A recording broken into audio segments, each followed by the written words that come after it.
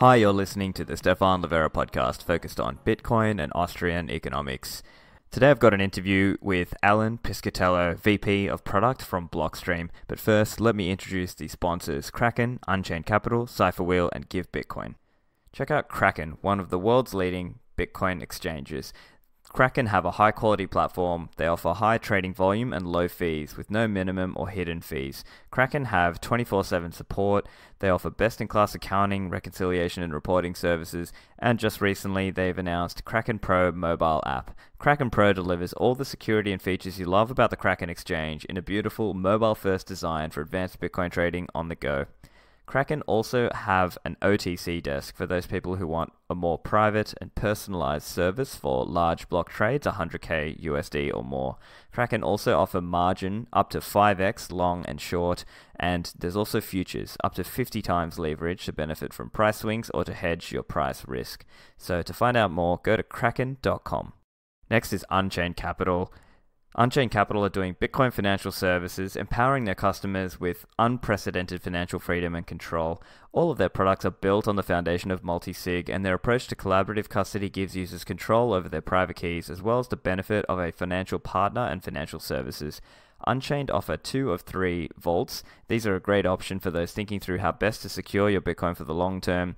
And if you need to access liquidity but you don't want to sell your Bitcoin, that's where Unchained's collateralized loans offer a unique option. All Bitcoin is stored on-chain, dedicated multi-sig addresses, it's never rehypothecated, and you can share in the security by holding one of those 3 keys. I'm really impressed with Unchained. They're doing excellent services, they've released valuable content and open source tools, and more to come.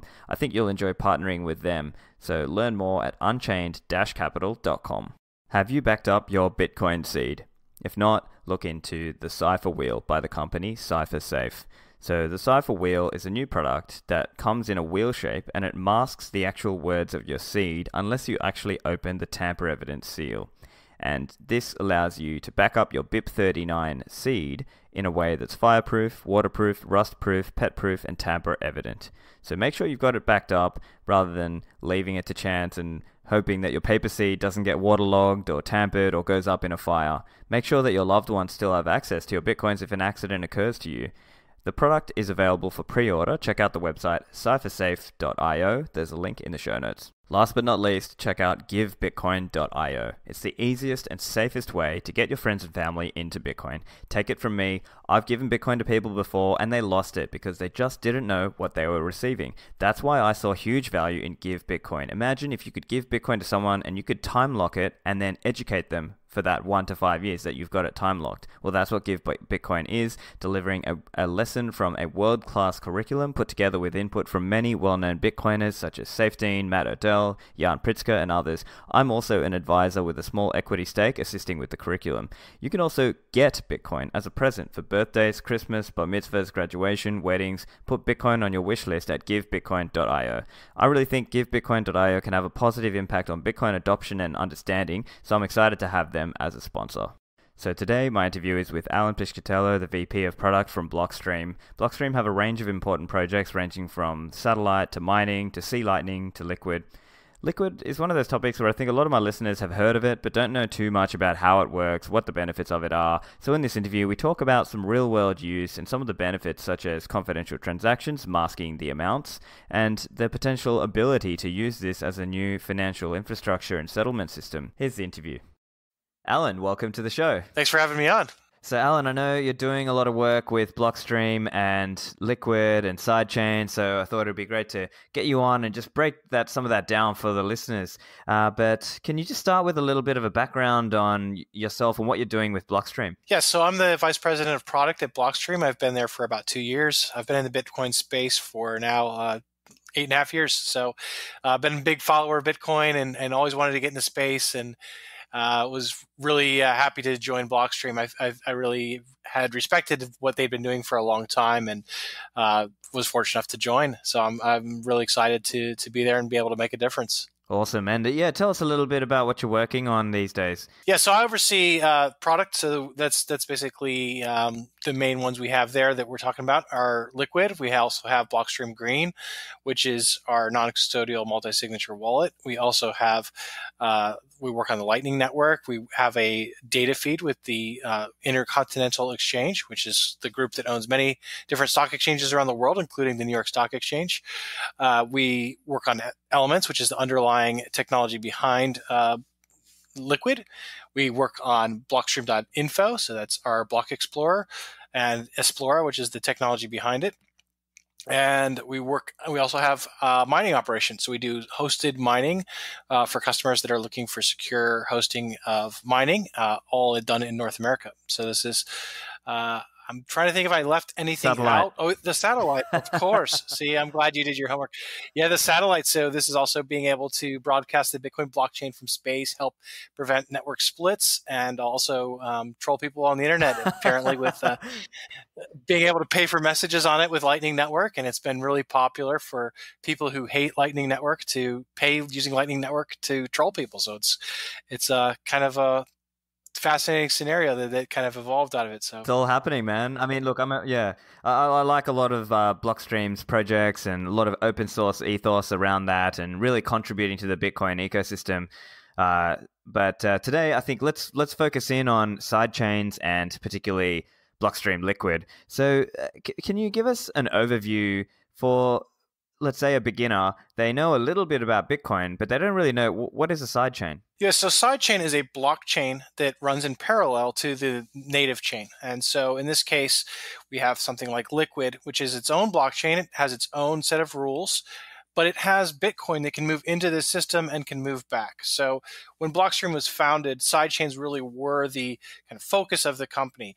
There's a lot of different ideas and features that were thought of that could be done, but it's too hard to implement these new features, and maybe they change the trust model, or they do something that is not really possible to do in Bitcoin, nor should it be done, but they're interesting features. And so we saw sidechains as a way to implement these features.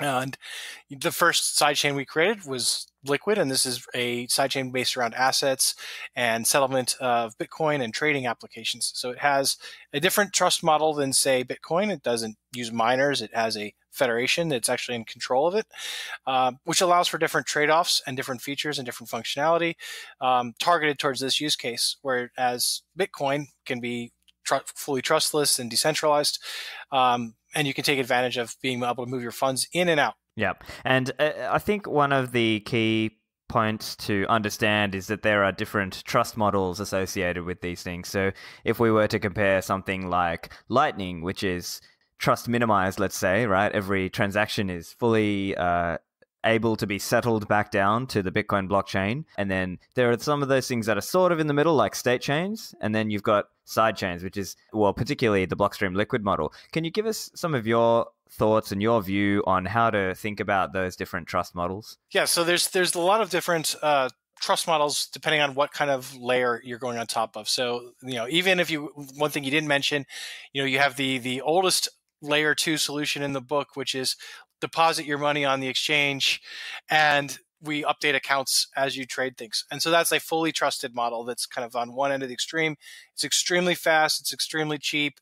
You're trusting the custodian in this case to actually handle things. And on the very furthest end away is native Bitcoin, where you're relying on economic incentives to prevent things like chain reorganizations or double spend attacks. So now let's say you add in something like Lightning. That's an interesting example. Lightning relies on a reactive security model. What that means is you and your partner that have a channel have an incentive to behave honestly, because if one of your parties does something incorrectly and ends up with more funds than they should have, you have the ability to, if you're paying attention or someone else is paying attention on your behalf, can go and actually claim those funds back. And so this is something where the security model is not perfect. There are cases, if you're not paying attention, you could lose your funds. But it is something where you don't have to worry on any particular third party to protect your funds for you.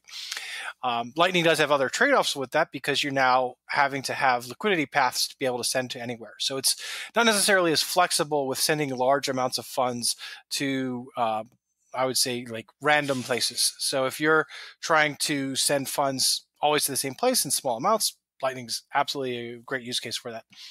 Now, something like Statechains, you have a different trade-off, and that's a federated model. And I'm not an expert on Statechains. It's a pretty new thing that just came out.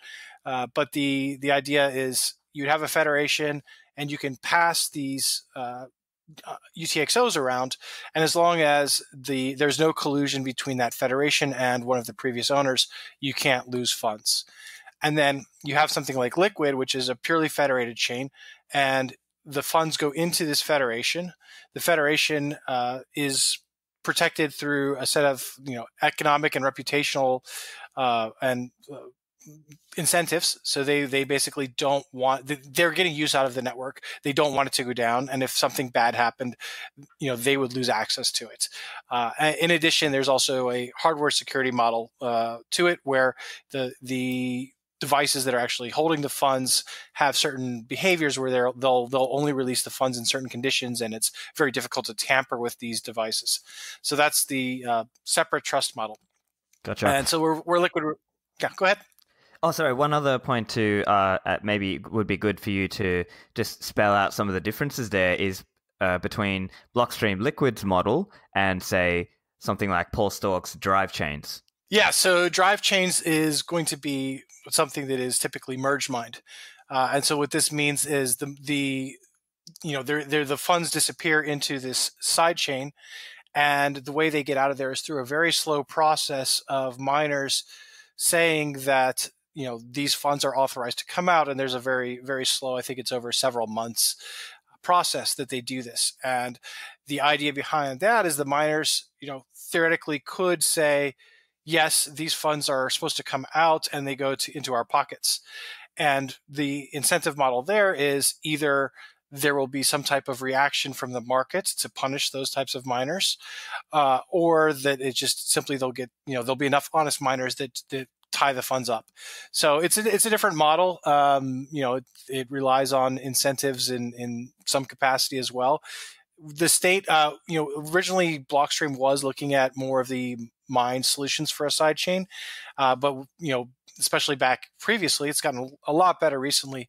But mining has been very centralized. Again, that kind of ties into why we got into mining and why we think that more people should be into mining, is that we want to bring that decentralization to mining so these types of solutions become viable options as well. Right. And so that bringing it to Blockstream Liquid, then it's a different model because now there's no mining in Blockstream Liquid and the miners can't steal from you. So let's talk a little bit about, in some of these models, who can steal from you in a sidechain model, and what would it take for that to happen? Yeah, so in Liquid, all the funds in Liquid are secured by a 2/3 majority of miners. So in the case of Liquid, currently there's 15 functionaries that are the ones securing it, and it needs greater than 2/3 of them to be able to spend. So that means in order to spend that Bitcoin, you need 11 out of those 15 to collude in some way to spend that coin. And that would take, getting into where the keys are stored,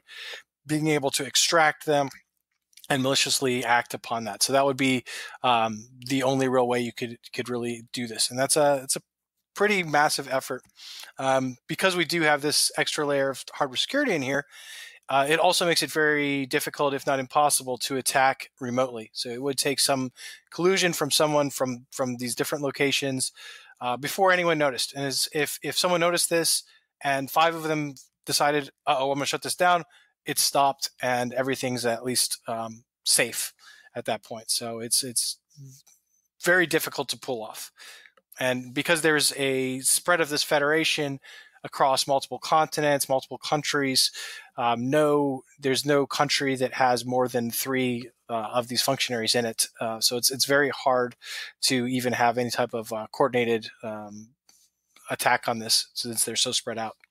Right, and fundamentally, we should remember as well, it's being used for different purposes, right? It's not intended that somebody keep their life savings on Liquid, say, right? It's the idea is that you would theoretically use it to move funds between exchanges, I suppose, if you're a trader, and then it's like you're already trusting that exchange to not steal from you anyway in the fully custodial model, and so then it's just kind of as I understand it, correct me if I'm wrong, it's just a slightly different trade-off, and in some ways it's an improved security because now rather than just straight up trusting that exchange, you're trusting that 2/3 of the exchanges won't steal from you.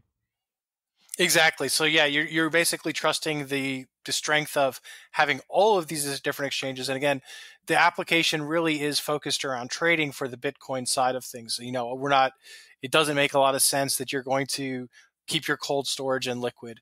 But for traders, they're already having to go through very similar trade-offs anyway. They're having to leave their funds on exchanges for long periods of time because of how long it takes to get funds on Bitcoin. And just because of mining, even if there's no congestion, you may have bad luck and there's no block for an hour or longer. And that happens, typically every day there's at least some time period where there's no block for an hour. And that's normal. And what Liquid gives you is that reliability that's needed for trading, where there is a block every minute. And we can guarantee that because there's a federation that runs off of the timer, and there's not the proof of work or cost of doing that. So there's no randomness in it. It just happens every minute. And if you're a trader, by the time you get 2 confirmations in Liquid, that's considered final. And so now you're moving funds very quickly. You can move it between exchanges. You can move it into your own wallet to basically hold as a extra security measure, if you're not actively trading. And so that's why, the Bitcoin aspect of it is very heavily focused on trading. Of course, you have other assets too. And the security model for those is also slightly different because there's, with any kind of digital issued asset. So something like USDT Tether is on Liquid, and the risk there is even much less. So, in that case, there is no asset underneath of it to protect. At least on a blockchain, there's presumably that funds is locked safe in a bank account somewhere. And in that case, the worst thing that the Federation can do in that case is create a fork that is more than 2 blocks. And in that case, you can detect it, freeze everything at that right at that point, and anyone who held that asset on that chain could go back to the issuer and they could move their asset to like a different blockchain. So if this case, that's the worst case scenario, is you basically freeze up and you stop, you halt, and you exit the chain. So it's even better security model for those types of assets. Great. So yeah, I guess that's a bit of an overview of what it is. Let's talk a little bit about the typical users. So as I understand, it's exchanges, it's traders, it's brokers, these kinds of parties. Who are the typical users? Yeah, so that's exactly right. So that's kind of the primary use case that we started with, was being able to trade assets and being able to move funds around very quickly. So, being able to move the Bitcoin from one side to another, and being able to move any type of stable coins that are issued on the platform. Besides that, the areas we see a lot of potential and interest is in the idea of digital securities. So something like issuing a security token on Liquid. This is something that there's a significant amount of interest. Issuing an asset that represents some type of commodity like gold. We've seen several people interested in that type of use case. And the other big use case as well that we've seen recently is from Kim.com launching on his K.IM platform a native token for that platform that would be on Liquid. So there's just a lot of different use cases for assets that would affect someone that wants to use that token to pay for content certainly could do that, and that's all using Liquid. And of course, the other big project too is the Pixelmatics Infinite Fleet game is going to be issuing their token on Liquid, and so that's a gaming token. So you might see it in a wallet that you have related to video games. So this is something that's pretty wide range of users. Got it. So yeah, let's come to those specific tokens a little bit later. Let's talk a little bit about pegging in and pegging out. So as I understand, there is BTC just on my normal Bitcoin blockchain, and then there is LBTC. And then the idea is that you can peg into the Liquid chain and then coming back out, it's a peg out. So can you tell us a little bit about what that looks like?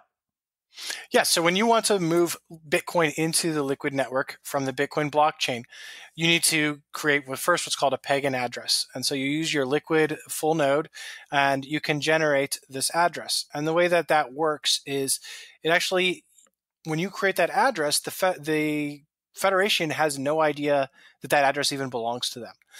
So it's done using a technique called pay-to-contract hash. So you basically specify the conditions that you want to be able to spend that Liquid Bitcoin, which is basically, you could think of that as like your Liquid address. And you use that Liquid address to modify the address of the Federation in a certain way. And so what you do is you send the Bitcoin to that address. The Federation at that point still has no idea you even sent them money.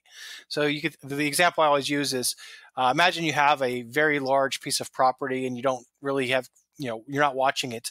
And someone sneaks onto your yard when you're not there and buries a bunch of gold coins at one exact location on it. And so the gold coins are there, but yeah, you, the property owner, have no idea that they were left there. Then you go into the Liquid blockchain after it's settled, after it's been there for 100 blocks, and you can create a peg and claim transaction. And this pay and claim transaction is basically the equivalent of giving someone a map to where those gold coins are buried. And so by giving them the map, which is in this case the contract hash, you've proven to them, this is exactly the conditions that I deposited them at. And now you are now credited with that Liquid Bitcoin. So now you have this asset that can be spent on the Liquid network. And then on the other side, you need to move those funds out. And the way that works is you would create a special transaction that says, I would like to send Bitcoin out to this Bitcoin address, and I am destroying this Liquid Bitcoin. So it's kind of like a burn of that asset. And along with that, just for security reasons, I mentioned that there is hardware security on this Bitcoin wallet. There is a whitelist for that peg out. So this is just something that is restricted to users of the Liquid network. Now we have plans to expand that in the future with a different security model for anyone to be able to peg out without having to necessarily go to an exchange or anything like that. So this is a way to keep a flow if there was an imbalance or people needed coins out of Liquid, they can always move them back to the Bitcoin blockchain. Got it. And actually, would you mind breaking that down a little bit in terms of what the different types or users are? So I can see from the technical overview documents you've got here, there's functionaries, and then there's participants, and then there's general public, and they've got different things that they're allowed to do, right? So for example, anyone can peg in BTC to LBTC, but in terms of peg out LBTC to BTC, it says here functionaries and participants. So could you just break down who is participants in that model? Yeah, so when we launched Liquid, there was a fixed set of functionaries. And the way it was designed at that time was that there would be a fixed membership set of up to 15 of them. And we filled up that membership set, but we still had more people interested in Liquid, and they still wanted to be able to use it. Now, we weren't able to change the federation at that time because it had already gone live and launched and had this maximum size configured in it. But they did have the ability to be added to this whitelist. And so this is where we have additional members of the network. Many of them would like to be functionaries, and that's something we plan for in the future. But they have the ability also to peg out. Besides that, Liquid is accessible to the public. You can download a full node of Liquid. It's very similar to Bitcoin. And you can do everything else, including issue assets, peg in, send transactions around. You can do all those things without any permission from the rest of the network. The only thing you need some Liquid Bitcoin to be able to pay transaction fees. Got it. And I guess you can just get that by pegging in, right? That's right. Yeah, you could peg in Bitcoin, and that is a slow process that takes about 100 blocks to wait for that to confirm, or you could get that just directly from an exchange. So there's a number of exchanges that are currently integrated.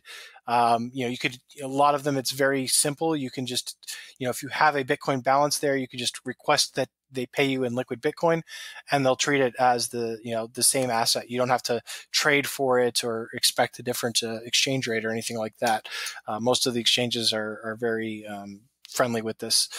Great. And so there are some cool features that are available on Liquid that are not yet in Bitcoin, or maybe they'll never get into Bitcoin, but they are interesting and potentially can be like a trial run to see if maybe they would be handy to come into Bitcoin at some later date, potentially. So, for example, confidential transactions and confidential assets. So, as I understand, what that's doing is you are blinding the amount of what you're spending. So, could you outline a little bit around what the benefit of that is for Liquid users? Yeah. So the main benefit, in Liquid users being able to shield that information from the public is there's a lot of information revealed when you're sending Bitcoin transactions. So I'm sure a lot of your listeners have seen Twitter accounts that have like these whale watch. So it says like some user just deposited 10,000 Bitcoin on Bitfinex, and the user who's doing that has to wait for confirmations. Meanwhile, everyone in the world who's over at Bitfinex is like, well, someone brought some Bitcoin here. I bet they're going to sell it. I better sell some of mine first before they do, and the price goes down. And you end up, losing a lot of your potential position because this information is leaking. And so that's something that's really important. And of course, there's other privacy aspects as well. If I am an OTC desk and I'm trading with another OTC desk, and they start to see how much of my funds I have. So if whenever I send a Bitcoin transaction, I have to reveal to the world sometimes how much I have at a very minimum of what that UTXO is, to know, if I'm spending 10 Bitcoin and getting back 7 as change and giving you 3, well, now I have 7 more, and that might influence, some of your behavior. So confidential transactions is really important for making sure, your competitors don't necessarily know what's going on, or people that are trading against you don't know what's going on. But still having two really important features. One is that you can still verify the correctness of the system. Whenever you see a transaction in Liquid, although the amounts are shielded, you can still verify that the inputs and the outputs all add up to the same value using the cryptographic proofs that are provided. And then on the other hand, you also have the ability to share that information with any third party that you need to share it with. So I could, let's just say I needed to go show my auditor, what my trade actually was.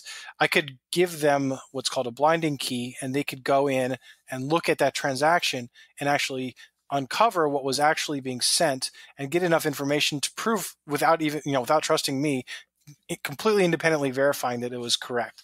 So that's something that, we do have that functionality. Yeah, that's really interesting. And I think I like that one about how you can basically mask what you're sending into an exchange, because over time people figure out what is the exchange cluster of addresses, and then they start doing blockchain analysis, and then they start saying, oh, look, there's 10,000 Bitcoins going to Bitfinex or whatever.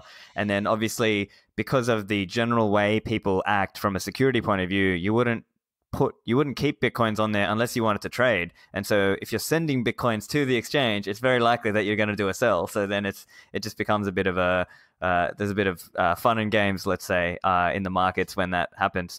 But did you want to also touch on confidential assets? Yeah, so confidential assets is an extension of confidential transactions, where not just the amounts are hidden, but even the asset itself is being sent. So if you look at a typical Liquid transaction, we support Liquid on Blockstream.info, and it's really interesting looking at it from a block explorer, because normal Bitcoin block explorer, you're learning a lot of information about it.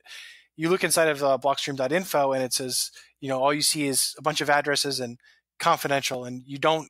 This transaction could be sending Bitcoin, it could be sending Tether, it could be sending, SLP coin. You could do whatever you wanted, and no one would know the difference. And so the only thing they know is the inputs and outputs match. So this is a good way, of just obscuring a lot of information about what's trading. So, if you're, buying a bunch of security tokens, you might not want to necessarily reveal that to the rest of the world that, you bought a token for Apple stock or whatever token is going to be on Liquid.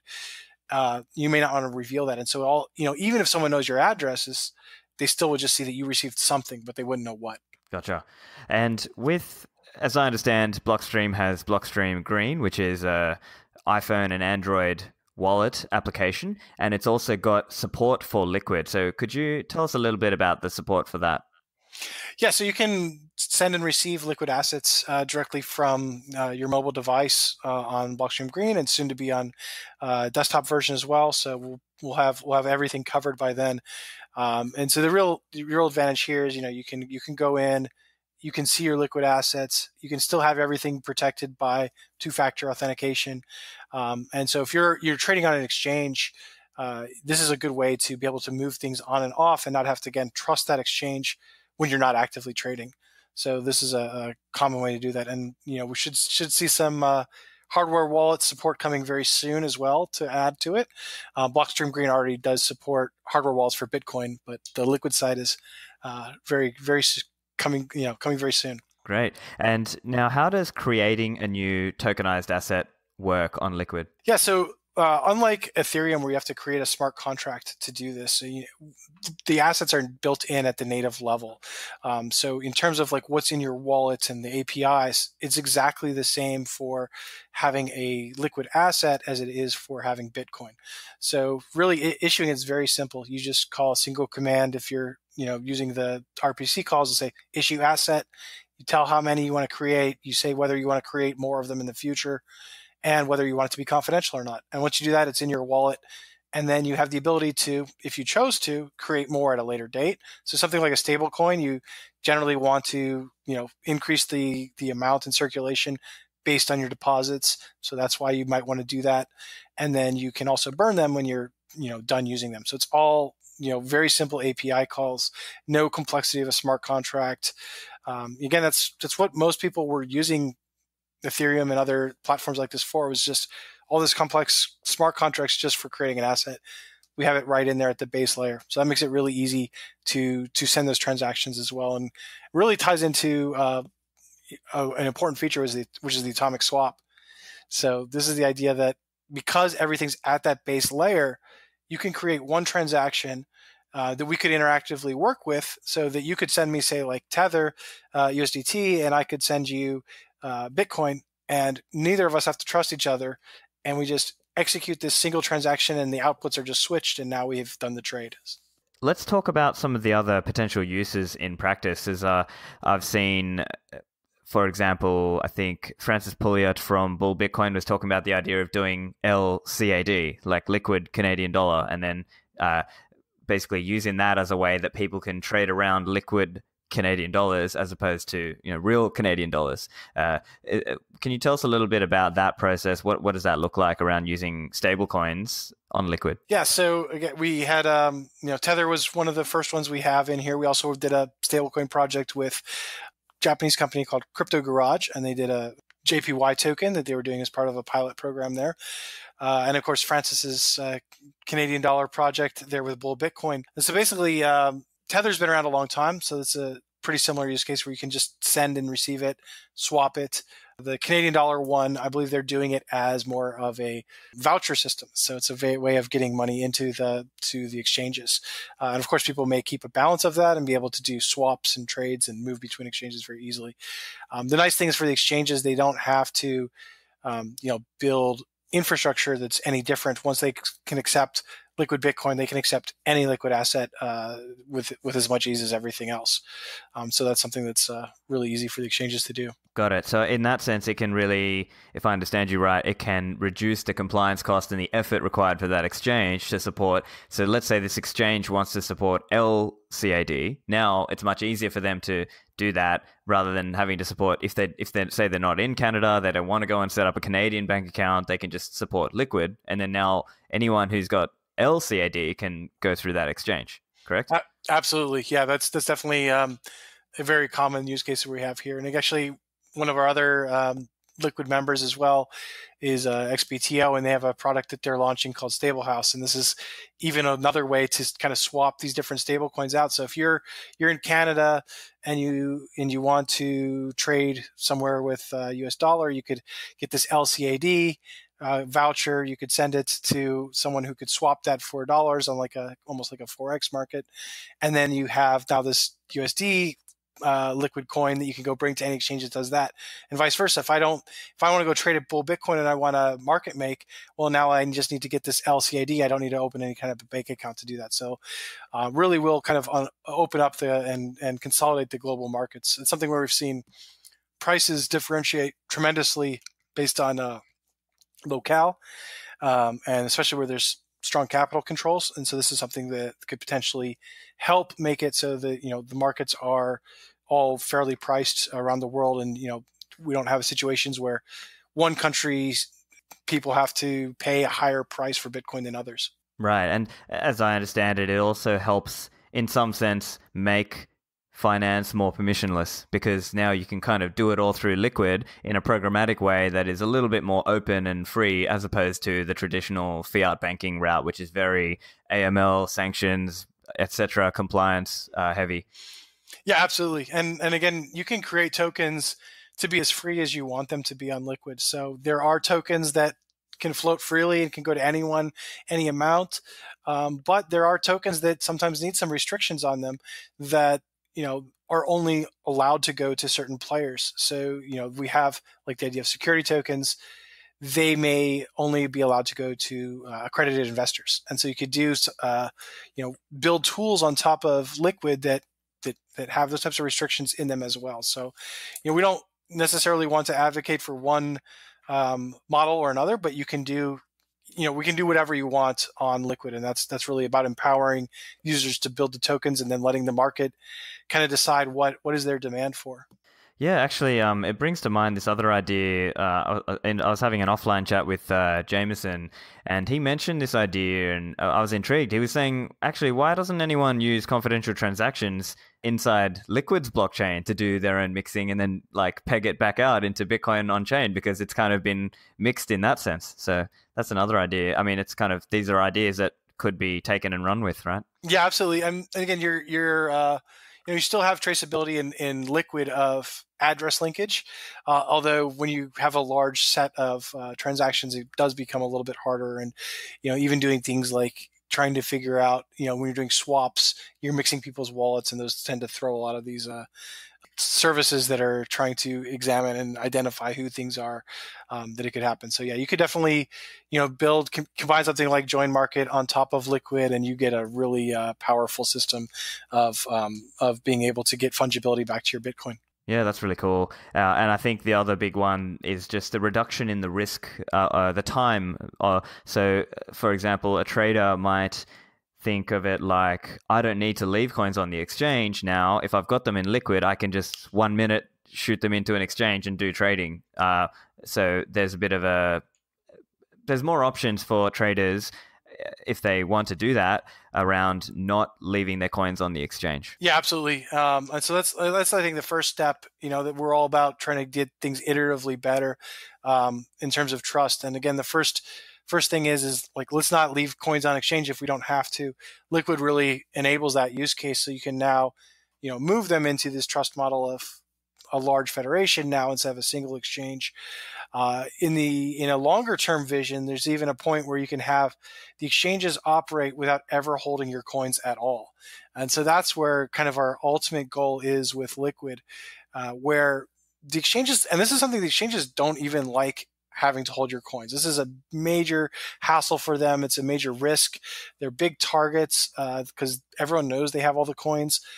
If you have a system where all the traders individually have custody of their own coins, this frees them up to just do what they do best, which is, know their customers, be able to onboard customers, have customer service, and run these order books. And so that's something that, through Liquid, through the issued assets, through even other features that we plan on adding in there, like simplicity, that you'll be able to operate these exchanges without ever having custody of the funds. So that's something that we think will be kind of like the long, what will happen in the long run with these exchanges. And again, that's something we're building towards. That's really interesting. And in terms of longer term vision, other commentators in the space have mentioned how currently it's a bit odd that Bitcoin exchanges basically are an all-in-one thing right now, because they're the exchange and they're also the custodian and they're also like the clearinghouse, and it's not really split up like in the traditional, say, the stock market world. Is there then that I see a potential there that Blockstream Liquid helps create some of that market structure? Yeah, absolutely. So a lot of the old financial system is really built around trust, and that's kind of a necessity. If you go back to the really, really olden days of the financial system, you kind of had a system that was more like what we see in Bitcoin today, which is, if I wanted to trade stock with someone, I would have a paper share and they would have a, cashier's check or something for me, and we'd trade it. And the way the stock market evolved, that system just broke. It didn't happen. And so the solution to this was, well, we'll just put everything all in one basket. Everything's all in the central, depository that holds everything, and we'll just settle everything that way. And then that broke, and then we had to go on and go a separate level. Say, well, by the way, we'll just have one company own all the stock, and you just own rights to it. And so that's like literally what we have today. And so it's all built on this level of trust. There are a lot of components of those middlemen that really can be replaced through the blockchain itself, through smart contracts, through some of these rules that can exist and serve those purposes, but without the overhead of operating them. So that's something where something like Liquid, Bitcoin block is kind of the start. Yes, we can go to more clearinghouse models, and some people are going in that direction, and custodian models. But I think that's just kind of recreating the old system. I think we can do better, and that's something where Bitcoin, where you have private keys and you have cryptography to be able to safely transfer things. We don't have to build that old system, and that's kind of why we're trying to build it with differently, with new technology that will not need as much trust. Yeah, that's well articulated. I like that explanation. Another question that is on my mind, and I'm sure many listeners are thinking this as well, is obviously we've seen what happened with 2017 and all the shitcoin scamming that went on. And I guess there is that question of, will Liquid be another vehicle for people to do their own version of that, but just on top of Bitcoin and Liquid's blockchain? But again, in fairness as well, I can see that it's like a neutral tool, and some people will use it for good and some people will use it for bad. What's your view? Yeah, absolutely. It's if you build technology that is usable, then there will be people that use it for good purposes, and there will be people that can use it for bad. I do think there's a good chance that people are starting to wise up on some of those types of projects and are actually kind of seeing, I actually kind of really would like having something at stake here. So some of the evolution of these projects is getting better. I think you're getting actual revenue from a business that's generating value for you, and it's just represented in a digital, a blockchain format rather than something that you might have had, a more traditional asset. So I think, we will see scam and stupid. There's like different scales. There's like pure scams. There's just like bad ideas, and then there's like reasonable things that can happen. And so we'll see all of those on any platform that really has any functionality. So I think maybe that's a sign that Liquid's doing well, is when you start seeing scammers start moving over to create more coins on it. Bring the scams back to Bitcoin. It's going to happen. It's going to happen. And again, that's why it has to be a neutral platform. It's something that, anyone can create these assets, and it's up to the investors or the people buying them to understand what they are. And that's, part of what we're doing is trying to make it as hard, make it so you can protect yourself from these types of scams.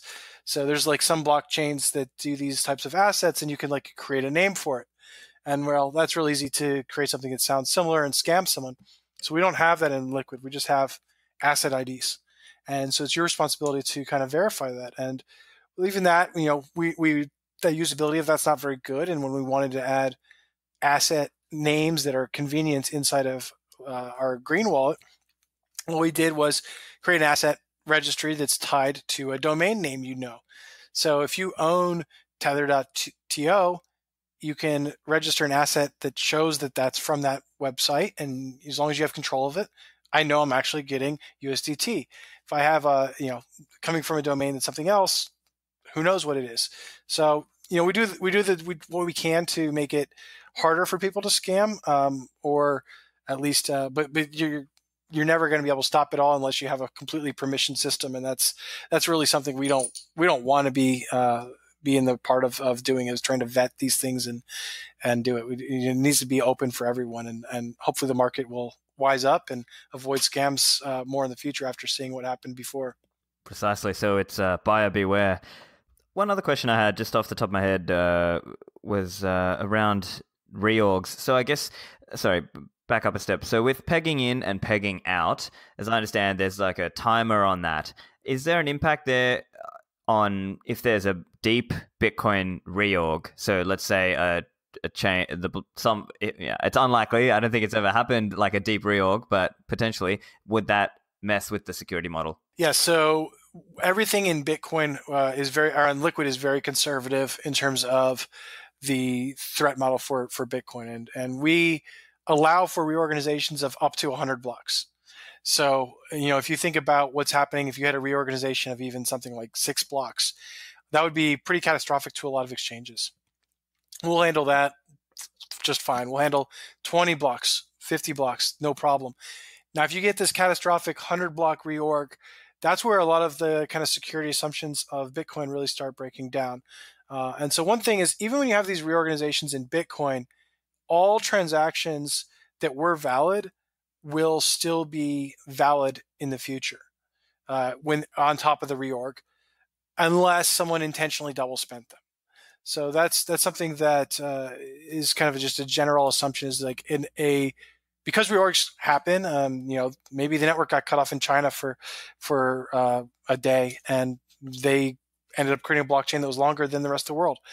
You could have a very large reorg there, and there's no malice, there's no bad intent. It's just something that could happen, and that's where something like Liquid would be able to do okay, but all those transactions would replay. Now, theoretically, someone could double spend like a pagan attempt or something like that, and that's where you could get into trouble if it was beyond 100 blocks. If it's 100 blocks or less than 100 blocks, everything will just chug along just fine. So yeah, if we do see the 100 block reorg, it will be a lot more than Liquid feeling pain. It will be pretty much the whole ecosystem will be hurting. Problems with Bitcoin. Yeah, I don't know what the value of Bitcoin would be at that point. If someone actually did those types of attacks, it would probably hurt a lot more than any loss in Liquid. Right, and we would probably say any deep reorg of that nature would be so extremely difficult to pull off unless there was some kind of unknown technical problem or break in the cryptography or something, right? Okay, so one other thing, while we got you here, we might as well break that down a little bit further in terms of the functionaries. So as I understand, there's so I can see here there's block signer, watchman, and then hardware. Can you give us a little bit of a brief on those? Yeah, so there's a couple different roles that the functionaries play, and in theory they could be split up. They could be a different set of people, but in our case, they are all identical. So the functionary itself is a server. It's a very standard stock server that you'd like see in any kind of data center. But attached to it is also a special key module, or HSM, that actually stores the sensitive material on it.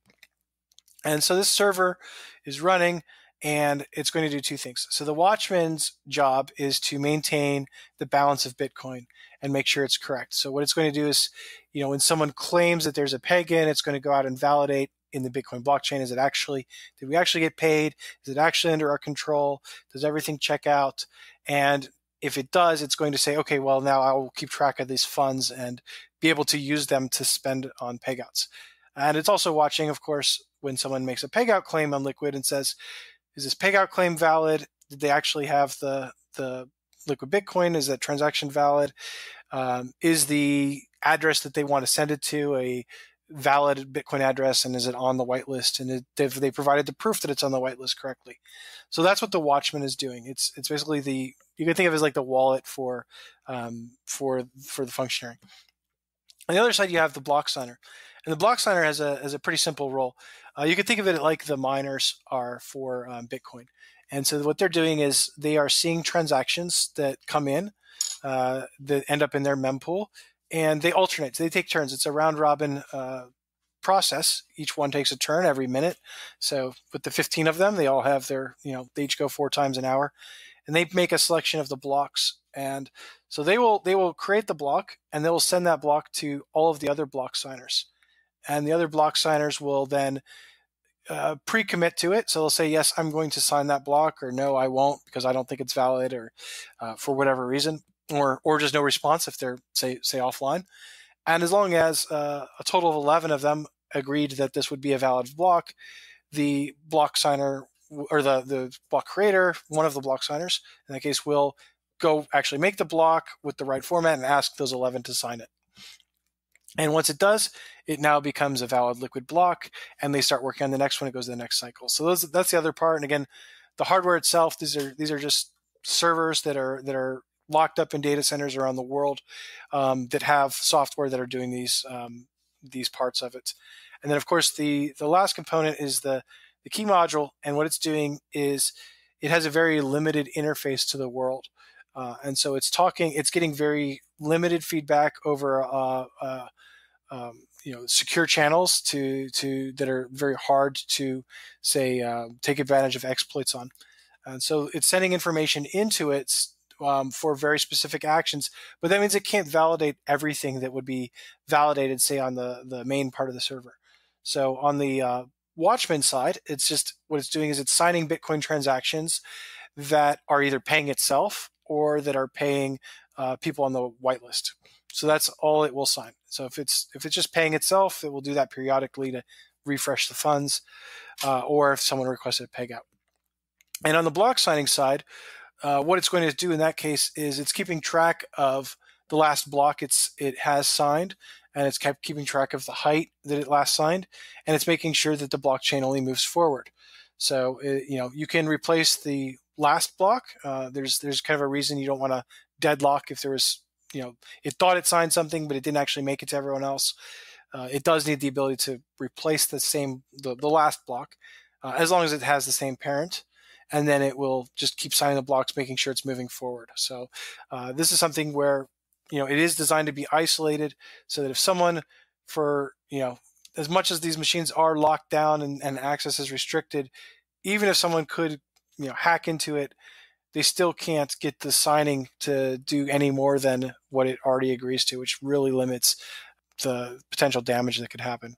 Yeah, it's an interesting way it's been set up in such a way that, it's just more difficult to kind of steal out of it. Let's talk a little bit about Blockstream Liquid from the point of view of developers. So let's say there's a developer and they're thinking, okay, I want to fool around with this and play around with it. What are some good ways to get started? Yeah, so you can download Elements from Elements Project GitHub, and this allows you to run a full node in Liquid, just like you'd run a Bitcoin full node. And so it comes with, it's almost exactly the same as what you'd expect with Bitcoin, where you have the daemon and you can have the RPC interface, just like you would if you're programming Bitcoin. All those Bitcoin libraries that know how to call the Bitcoin RPC calls can also call into Liquid. So, if you're using JavaScript, or you're using Go, or you're using Python, you can basically go into all the resources that you've seen for Bitcoin, and also now just change it to a different port and now start communicating with it and doing Liquid.